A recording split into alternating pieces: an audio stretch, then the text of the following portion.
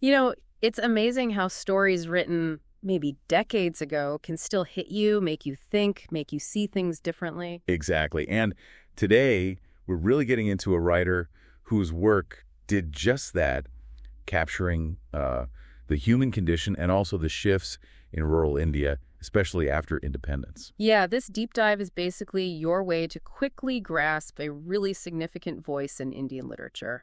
We've looked into his life, his major works, sources, even a bit of music related to him. We want to give you the heart of his contribution, basically. The writer we're talking about is Anil Chandra Thakur, a major name in Hindi and Maithili literature, active from, 1954 to 2007. That's right. Born in Sameli village, Katihar district in Bihar. And our sources, they range from biographical details, literary analyses, even a YouTube song link, interestingly enough. So the mission today: understand Anil Chandra Thakur's key contributions, the themes he tackled, the languages he used, and ultimately his lasting impact on Indian writing. Okay, let's start from the ground up. His early life in rural Bihar, it seems so central you can almost, feel it in his writing, can't you? Absolutely. It's palpable. Yeah. And while that experience was vital, he also, formally studied literature, got his master's in Hindi in '82. Right. But it feels like his real fuel came from seeing firsthand what life was like in rural India post-independence. The struggles of marginalized people, especially dealing with exploitation by, say, landlords, moneylenders, that whole system. Yeah, the sources really point that out, how he focused on the hardships of ordinary villagers, people who were still vulnerable even after the country gained independence. He gave them a voice, really. He became a literary voice for them, yeah. And what's really striking is that he didn't stick to just one language. He wrote across Hindi, Maithili, Angika, even some English. That multilingual approach is fascinating. It suggests maybe wanting to reach different groups, or maybe just reflecting India's own linguistic richness. Could be both. And in Angika, wow, he made a foundational contribution. His epic poem, Kach, from 1975. It's seen as the first major poetic work in Angika. Think about that. That's incredible. Basically launching a poetic tradition in a language, a massive cultural marker. It really put Angika on the literary map, you could say. Hmm. Then, if we look at his Hindi writing, there's the novel Ek Ghar Sadak Par from 1982. And that one depicts the socioeconomic struggles, right? The day-to-day realities of rural life. Exactly. Very grounded, very real. And he also wrote a Hindi play, Ek Ghar in 1981. Ek Ghar, another Ram. That title alone makes you think. A contemporary look at the Ramayana. It definitely suggests that. Re-examining those classic themes, duty, justice, but in the context of modern India. How do they play out now? It makes you wonder what angles he was exploring. Yeah, what contemporary issues was he mapping onto that epic narrative? Precisely. Now, shifting over to Maithili, his novel Aab Maani Jaau, that came out later, 2007, and got serious critical acclaim. That's the one about the young woman fighting against societal pressures.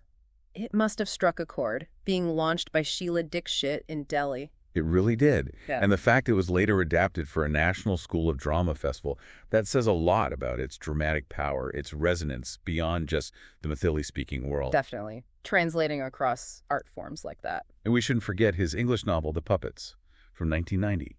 Themes of control, autonomy. Yeah, these are pretty universal concerns. Right. And it being republished internationally kind of underlines that. It wasn't just an Indian story in that sense. It spoke more broadly. Exactly. What was it about those ideas of puppets and control that resonated so widely? So looking across all these different languages, these different forms, novels, plays, poetry, what were the common threads, the big ideas he kept returning to? Well, you consistently see this deep dive into human relationships, their complexity, a very sharp eye for social realities, and themes like family sacrifice. Yeah. They keep coming up. And mortality, too, right? You mentioned Hargai Papa. Yes. Hargai Papa, the father who lost, a really poignant look at facing death. And this theme, it had personal resonance for him later in life, which adds another layer. What do you make of that link between his life and these universal themes? That story in particular, Hargai Papa, it really shows his skill, doesn't it? Taking something so personal, a father's illness, his sacrifices, and making it about that universal human confrontation with our own end, it makes his characters incredibly relatable. It does. And woven through it all are these threads of exploitation, class struggle, the search for justice, for dignity. He really had a talent for articulating the experiences of the marginalized, the people society often overlooks. It's also quite something that he managed all this writing while holding down a job as an officer in the Kosi Regional Rural Bank. Right. Balancing a demanding career with such a deep commitment to literature, it says a lot about his passion. And his impact wasn't just his own books. He was involved editorially with that handwritten magazine, Suba. Yeah, between 93 and 94, that's important. Providing a space for local upcoming writers. Actively building that literary ecosystem from the ground up. Which brings us to something more difficult. Knowing that he battled brain cancer in his later years. It's just incredible that he kept writing. It really is. It speaks volumes about, well, resilience, the power of that creative drive, even when facing enormous personal adversity. His work from that time must carry a particular weight, reflecting hope and endurance even amidst illness. It definitely does. It makes you think about how sometimes those personal battles can deepen an artist's insight into, the human condition itself. So, when we pull back and look at the whole picture, Right. What's his lasting legacy? How do we sum up his place in Indian literature? He's undeniably a significant figure, Yeah. valued not just for the quality of his writing, but also for championing linguistic diversity and, crucially, for telling the stories of those on the margins. His works offer insights into human nature, social dynamics that are still relevant. They endure. And it's good that his work is still accessible. Digital formats, audiobooks narrated by his wife, Poonam Thakur, that keeps his voice alive for new readers. That personal narration by his wife must add a really unique, intimate quality, too. For sure. And it's lovely to hear about the continuation of that literary spirit with his 9-year-old granddaughter, Aachi Charan, publishing her own book. Luna's Enchanted Birthday. Yeah, it's a wonderful touch, a family legacy of storytelling. We also found that mention of a YouTube video, a song, Mera Utaria Laraya, linked to him.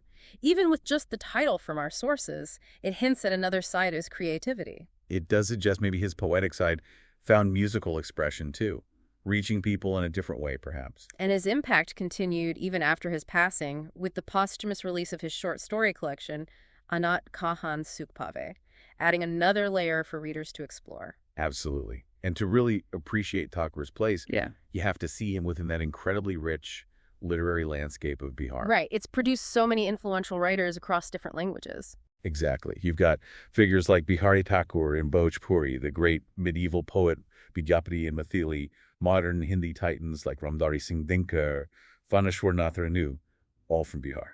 So Thakur fits into this vibrant tradition, but with his own unique focus, the multilingual approach, the specific social realities he documented. Precisely.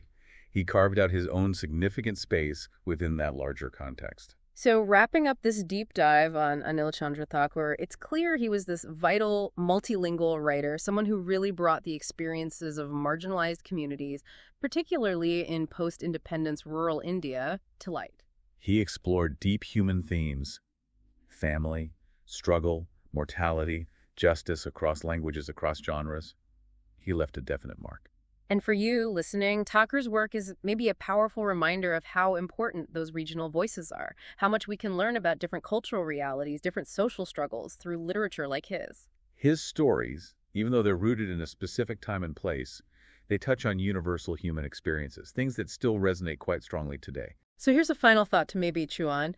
How do stories about seemingly ordinary lives, the kinds of lives Thakur often wrote about, actually help us understand bigger things like societal change or just the resilience of the human spirit? And maybe also, in a world that feels increasingly globalized, what's the ongoing value of literature written in regional languages? What unique perspectives do they keep offering us?